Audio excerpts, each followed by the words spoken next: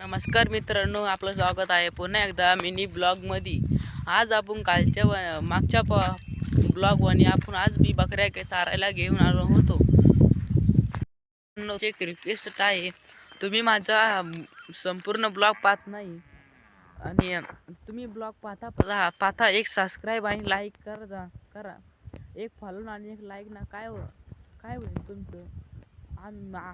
आम्ही शेतकऱ्याचे पुत्र आहे। तुम्ही एक लाईक आणि एक फॉलो करून आमची मदत करा। मागच्या ब्लॉगमध्ये आपण बकऱ्या चारायला दुसऱ्या ठिकाणी आलतो, आज दुसरीकडे आलेलो आहे।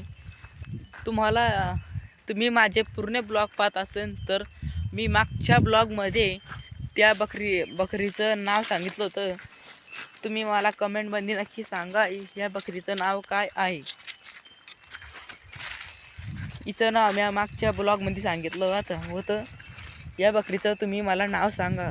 आपण आज आलेलो होतो दुसऱ्याच्या वावरामध्ये शेजारीच्या। काल आपण ब्लॉग घेतला तिथे ते आपलं वावर होतं।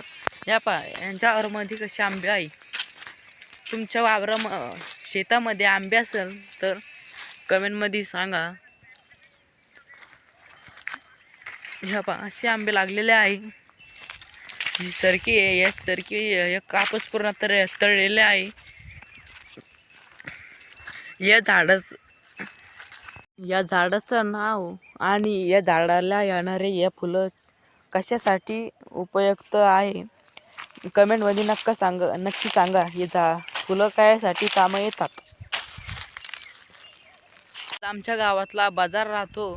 आज बाजारात गेलतो तर बाजारातून ही चप्पल आणलेली आहे। बघा, आजच नवी चप्पल आणलेली आहे। चप्पलीचे काय हालत झालेले आहे।